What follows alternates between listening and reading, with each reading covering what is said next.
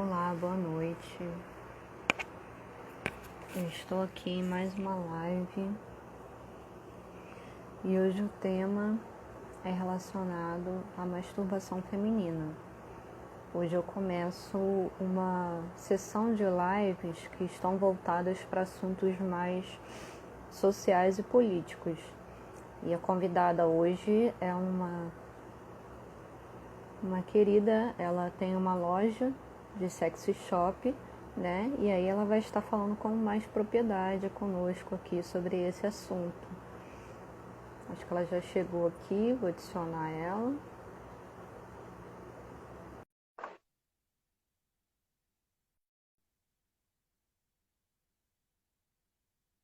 Sejam todos bem-vindos. Oi. Olá. Que linda. Produzida.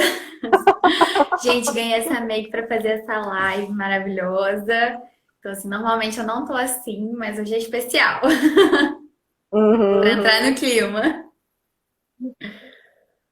Queria te agradecer por você ter aceitado. Eu que agradeço o convite. Só dá uma olhadinha no retorno. Oi? Dá uma olhadinha no retorno, porque eu tô te escutando. Deixa eu colocar o fone para ver se melhora.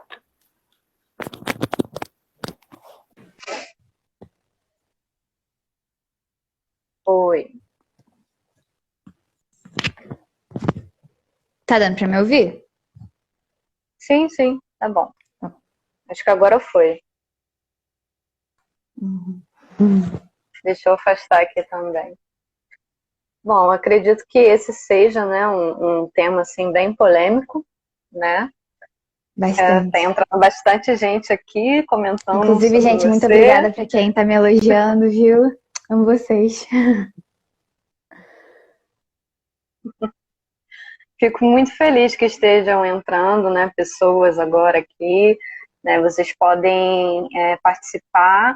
O objetivo da live é falar sobre um assunto, né, voltado para o mundo das mulheres.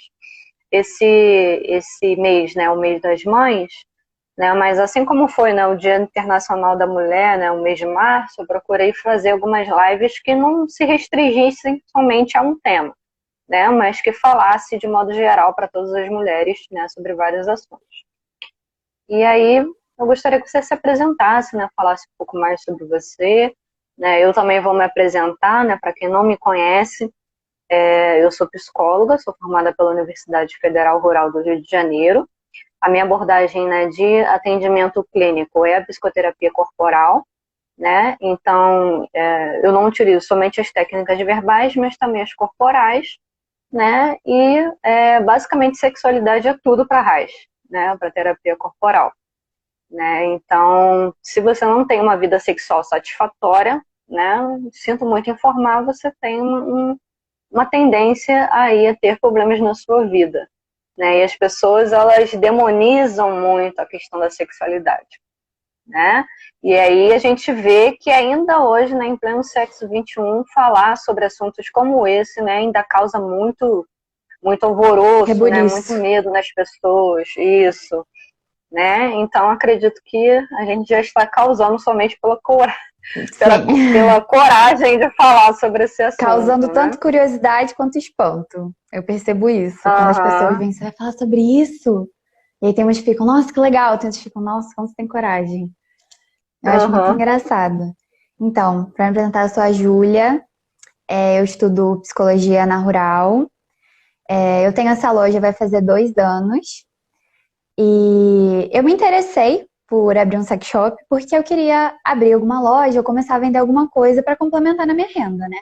Porque, assim, estar na faculdade, apesar de pública, não é gratuita. Então, assim, a gente precisa criar meios, né? E aí eu pensava, o que que eu vou vender? E aí eu pensei, gente, coisas comestíveis, além de dar muito trabalho, eu não sou a melhor pessoa para isso, já tem muita concorrência, tem muita gente que vende. Pensei, sobre o quê? Sobre o quê? Qual vai ser o meu diferencial? Eu falei, gente, já tô 1 mês nessa faculdade e não vi ninguém com sex shop. Eu não tenho problema para falar sobre isso, nunca tive, assim, na realidade, eu tive uma criação até bem aberta em relação a isso. Minha mãe sempre me respondeu todas as questões que eu tinha Então, assim, eu nunca tive problema mesmo, sempre foi um assunto, assim, corriqueiro pra mim falar de sexualidade, na realidade. E eu pensei, é isso, então. E aí foi a partir disso que eu tive a ideia de abrir essa loja. E que, assim, é uma experiência incrível, eu acho enriquecedor, porque é abrir portas para muitas pessoas, sabe? De se conhecer mesmo, porque eu percebo que elas próprias, às vezes, não se Uhum. conhecem. E também acaba sendo um espaço de escuta, apesar de eu ainda não ser formada, nem posso exercer, não exerço, gente, tá? Não faço nem estágio ainda. Ali é um momento de troca, que as pessoas, às vezes, acabam desabafando, me pedem conselhos, e, assim, eu acho muito legal, eu gosto bastante de estar nesse papel, até porque eu acaba que eu vou experienciando um pouco o que que é a psicologia, né? E eu acho, assim, que é Uhum. uma ligação muito legal, justamente por isso o nome da loja, né? Que é tudo a ver, que é juntando essa questão sexual com a psicologia, que foi sempre o meu intuito. E é isso, gente, essa sou eu. Uhum. E como que você escolheu esse nome? Psicologia. Na realidade, eu não sei bem. Um dia eu tava andando com os meus amigos da faculdade e eu comentei com eles, gente, eu acho que eu quero abrir um sex shop. Mas eu não sei que nome colocar e não sei o que. E do nada eu pensei, acho que eu vou colocar psicologia. E aí foi isso. Não sei o que que foi, assim, se pensar em Gestalt foi esse insight que eu tive, não sei o que que deu. Mas foi isso, foi do nada a ideia. E aí na semana seguinte eu tava pesquisando fornecedor, pesquisando preço, pesquisando isso e abri a loja. Me joguei mesmo e deu super certo. Dá trabalho, mas dá Uhum. certo. Uhum. E como que foi essa construção, né, de público, construção com as mulheres, ou se É, não se eu, restringe só às mulheres também? não se restringe às mulheres, apesar de ainda serem o grupo, assim, a maioria, né? São mulheres. Eu comecei como teste, né? Eu comprei coisas variadas para públicos variados para ver o que, que ia atrair, quem que ia ser meu público, né? Para fazer meio que uma pesquisa mesmo. E aí, desde o início, assim, as mulheres foram sempre as que mais me procuraram. Ou quando eram homens comprando coisas para as namoradas, ou homens comprando coisas para o relacionamento que envolvia uma mulher. Então, as mulheres sempre estiveram muito presentes, né? E aí, com o passar do tempo, esse grupo também foi se ampliando, porque no início era muito na rural mesmo que eu vendia, né? Que era o meu público ali, pessoas mais jovens, nem sempre namorando, né? Depende.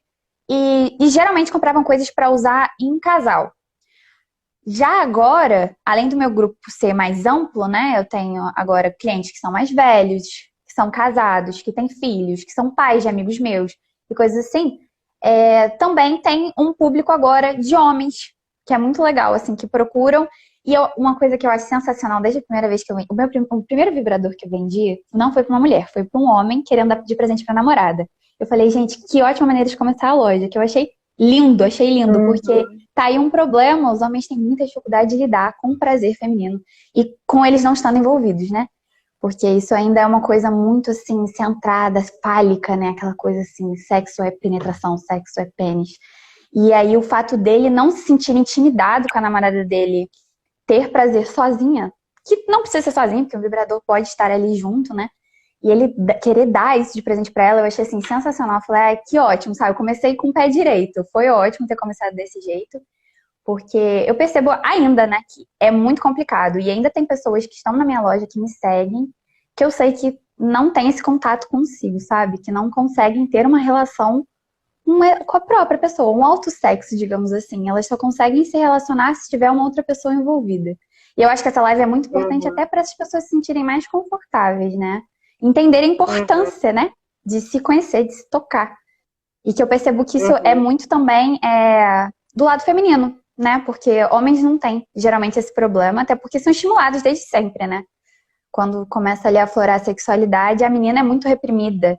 O menino não, já é uma coisa de viril, meu filho vai ser pegador, não sei o quê. Então é bonito, nossa, Uhum. que lindo, tá estimulando o órgão dele. Agora uma menina não, a menina já é reprimida, tira a mão daí, fecha a perna. Então assim, isso fica dentro da gente, né? A gente acaba crescendo a partir disso. Então é muito difícil de se desvencilhar para entender a importância, né, de se conhecer, de se tocar, que é uma parte do corpo como qualquer outra que merece sua atenção. Que você vai entender muito melhor Uhum. sobre você mesmo se você tiver esse contato, né? Mais íntimo com você. Sim, tô achando muito bacana que as pessoas estão entrando, né? Vocês podem comentar, trazer dúvidas. Um comentário aqui, né? Minha filha, uau, que orgulho de ser sua mãe. Obrigada, mãe. Se eu tô aqui, é porque você ajudou Manu também. falando aqui. É verdade, né? Arrasa, amiga. Né, se a gente for pensar uma questão histórica, né, dessa questão, né, da construção da sexualidade, né, a mulher desde cedo ela é muito reprimida, né, a construção, não só se a gente for pensar uma questão histórica, mas também uma questão social, né, Sim. que as mulheres historicamente, né, elas eram propriedade dos homens, né, se a gente for pensar na construção do patriarcado É uma e maneira tudo de mais, controle, né? né? Então, assim, tem Sim, toda a relação com exatamente. isso. As E mulheres na época, assim, mais, vamos dizer assim, quase a época das cavernas, né? A época de formação de tribos, elas eram vendidas como propriedades por conta desse poder da mulher de gerar filhos, né? Então, sim, bem lá no início, era uma questão de poder, né? A mulher, ela associada a um poder que você tinha, né? De produzir mais filhos, né? E isso significava mais trabalhadores, e aí mais produção de riqueza. Então, se a gente for sim. olhar, isso tem há muito tempo aí. Só que É, a a mulher gente é um ela não ser era colocada como se ter o biopsicossocial, né? poder. Então, tudo isso É, é influência. A gente pega, herda, né, tudo isso. E depois também tem a questão da igreja. Porque controlar o desejo do outro é uma forma de controle, é um poder em cima das pessoas. E em cima da mulher isso era muito sim, forte, até porque uma mulher, a mulher certa para se casar é a virgem, é a santa que não se tocou, é a que é imaculada. Agora, a mulher que experimentou, que tem conhecimento sobre o seu próprio corpo, já tem uma visão toda completamente deturpada, né? Então, isso cria até um certo bloqueio para as pessoas terem coragem, né? De se desvencilhar de tudo isso. E aí também depois a igreja tem essa questão, do marido, né? Que ela se torna propriedade do marido dela. Então, ele é que tem que abrir todas as portas para ela, ele é quem tem que. Ele é que tá ligado sexualmente diretamente a ela. Então, assim, qualquer coisa que não o inclua era quase que uma traição, né? E, inclusive, uhum, a masturbação já foi considerada causadora de doenças no século XIX, né? Então, isso também era uma forma uhum, de intimidar as pessoas, né? Nossa, eu não posso me tocar. Que isso, é absurdo. Né? Essa parte do uhum. corpo é imprópria, não devo fazer isso. Então, assim, a gente tem todo um histórico realmente que dificulta completamente essa ligação com o seu próprio corpo, né? Uhum. E essa questão, né, que você falou da mulher ser propriedade do marido, né? Muitas mulheres elas são introduzidas na sexualidade através do marido, né? Através do contato com o homem, seja marido, seja namorado ou parceiro, seja o que for. Né? As mulheres elas não são estimuladas, como você disse, né? As mulheres elas são ensinadas, né, a crescer para ser mãe ou a crescer para cuidar de uma casa, né? Mas elas não são estimuladas para ser sozinha, para ser independente, para trabalhar, né? Para ter o próprio carro, para dirigir. Essas coisas todas são meio que revolucionárias. Ainda hoje é Sim. revolucionário. Se você for pegar, né, uma cidade do interior ou uma família mais tradicional, né, é exaltada essa questão da mulher dela casar, dela ter filhos, mas uma mulher que é independente, né, que tem a sua autonomia nesse sentido, né, ela é tida como errada. Como você disse, né, Sim. os homens eles são estimulados, né, e são os garanhões. Agora, se as mulheres elas crescem não tendo um parceiro fixo ou crescem se conhecendo muito mais, né, é tido como errado, né, é tido como piranha, né, vamos falar assim, né, e é tido de uma forma totalmente pejorativa e não como uma mulher Sim. empoderada.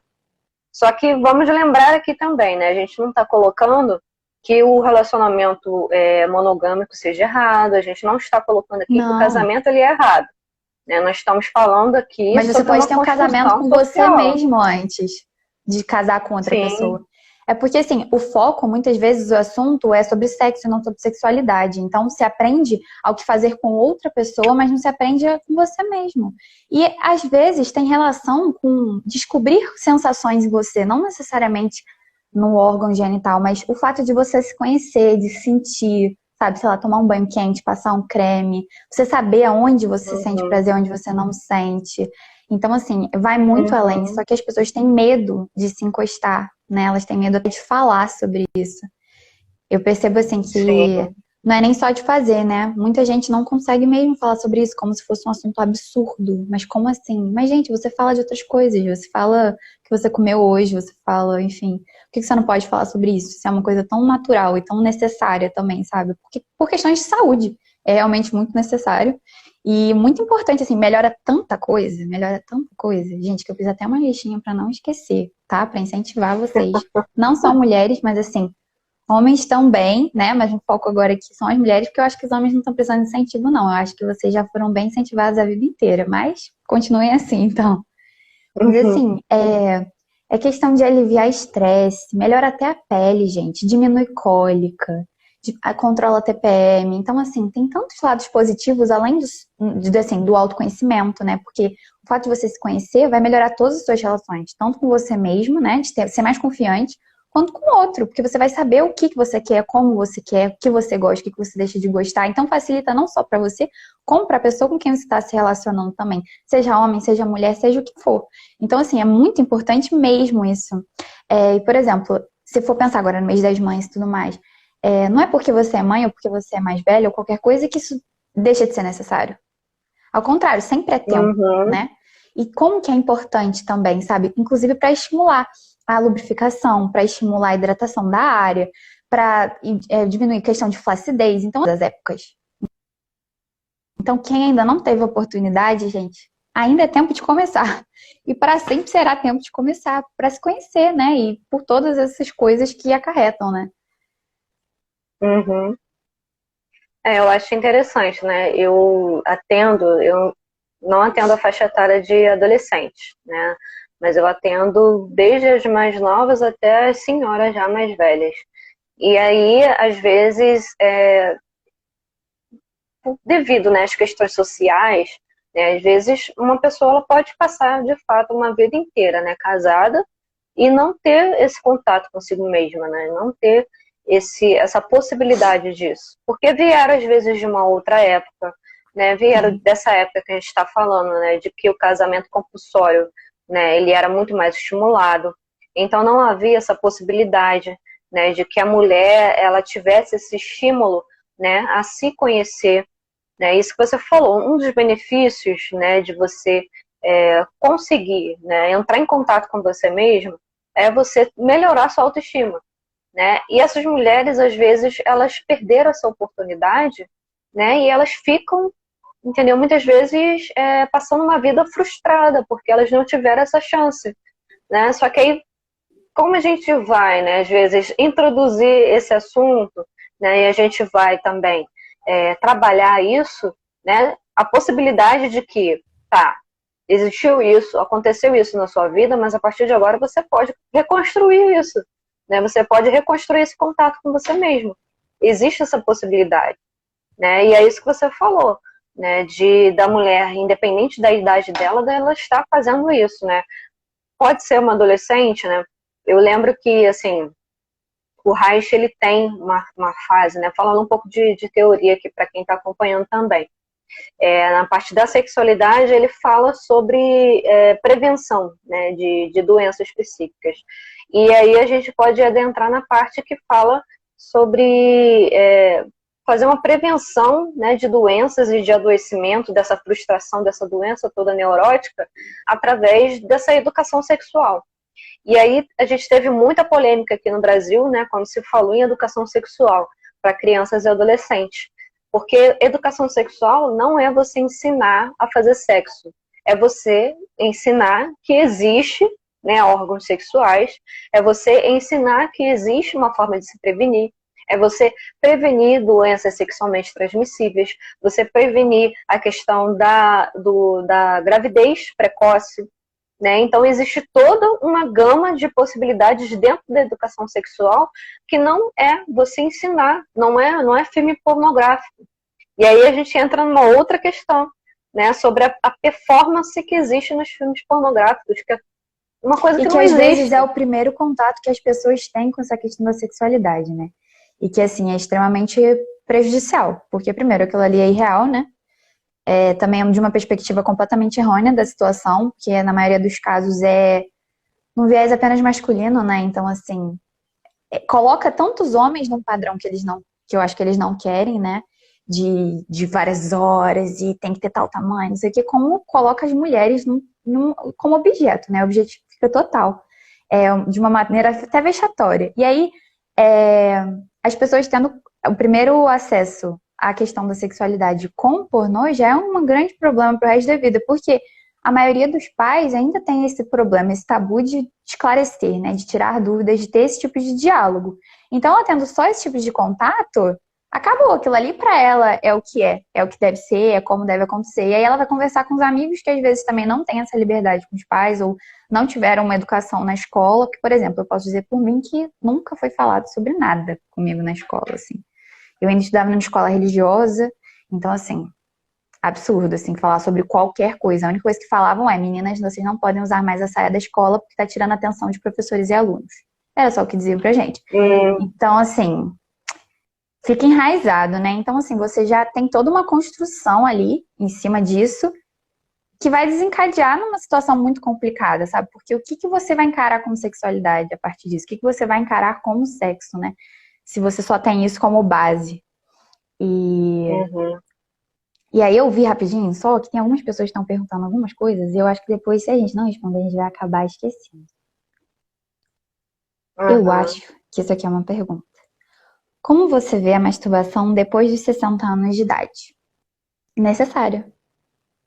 Como qualquer não, né? Como em várias outras idades e várias outras fases.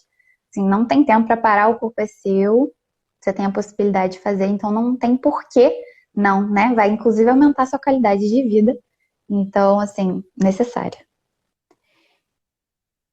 Tem uma outra pergunta aqui também, falando sobre a partir de que idade a masturbação é considerada uma prática natural e saudável. Então, essa questão, né, do brincar com o corpo, né, é uma questão muito importante que não deve ser reprimida, né, porque a grande questão que a gente está batendo aqui, né, é essa questão da repressão. Então, às vezes, por exemplo, as pessoas, né, e aí a gente pode falar, né, desde o início lá do século XX, século XIX, existia-se a ideia, né, de que associava-se, né, que as crianças elas não tinham sexualidade, que elas não tinham nenhum tipo de prazer no corpo delas. Só que isso foi meio que, assim, colocado abaixo quando o próprio Freud, né, não estou falando nem de Reich, já colocou que existe sexualidade sim. Só que não é sexualidade como a gente... Sim, não é sexualidade como a gente está, enquanto adulto, está acostumado a ver. Né? É uma sexualidade que ela está envolvida com as zonas de prazer do corpo. Então, por exemplo, né, eu gosto muito de dar esse exemplo. Né? Você acabou de ter o seu filhinho ali, recém-nascido, né, os 10 primeiros dias de vida dele. Né? Aquela criança, o que ela precisa, a necessidade dela? Precisa que as necessidades físicas e fisiológicas dela sejam atendidas. Então, ela precisa ser amamentada, ela precisa ter, né, a sua higiene, né?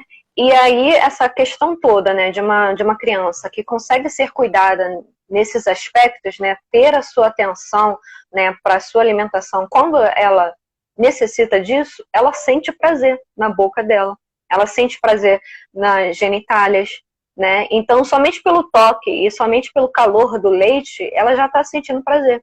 E isso é sexualidade.